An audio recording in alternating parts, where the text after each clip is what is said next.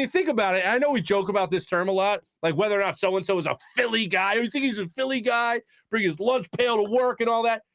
Ben Simmons is the anti-Philly guy, all right? And I hate to use that cliche, I really do, but it's the best way to paint the picture. In Philadelphia, we look at athletes and we treat them like they're our kids. Like we really do. Like it doesn't mean like you love your kid. You always love your kid. That doesn't mean you don't yell at your kid from time to time. That doesn't mean you don't discipline your kid from time to time. And that's how we look at our kids. And sometimes the kids go, yeah, you know what? And very rare. How often do you talk to your kid and your kid looks at you and you go, that's a great point.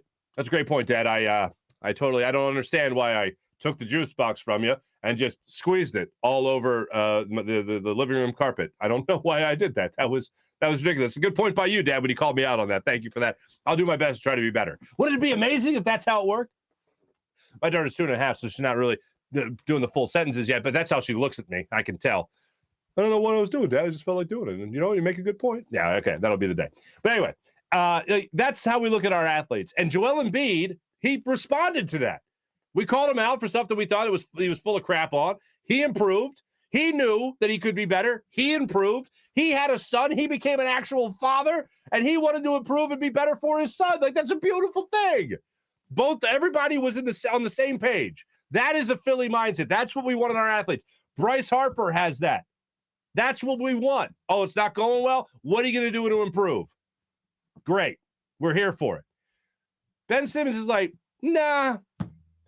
I came into the league pretty good. I'm going to try to get a little better, but I'm not going to go outside my comfort zone. I'm not going to start shooting threes. I'm not going to develop my mid-range game. I'm not going to become a better free throw shooter.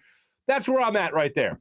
And the biggest moment and the most defining moment of all that was deferring to Matisse Thybulle with 3:30 to go in Game 7 of the Eastern Conference semifinals.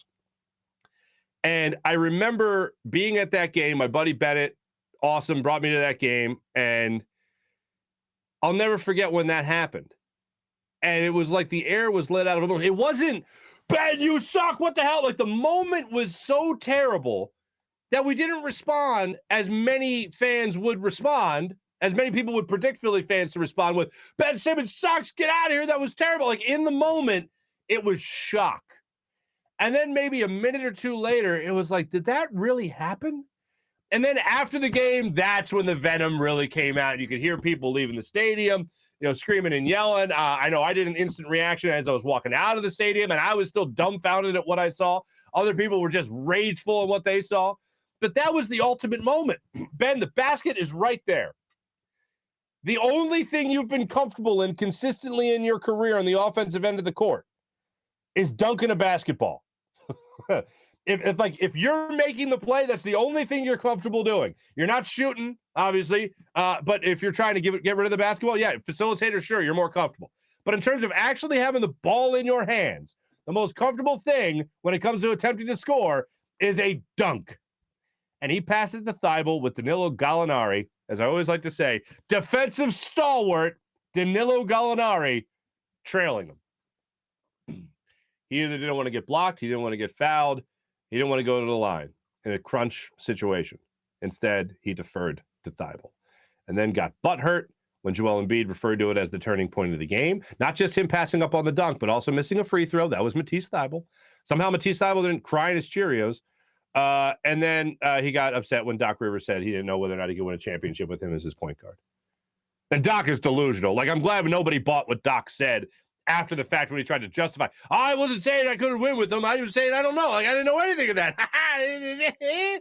No, Doc, like, we know what you were saying because we all agree with you on that. And now we don't have to worry about it. Now he's not our problem. Now we don't have to talk about Ben Simmons and whether or not he'll develop into anything. We can only talk about what James Harden is right now in his career. And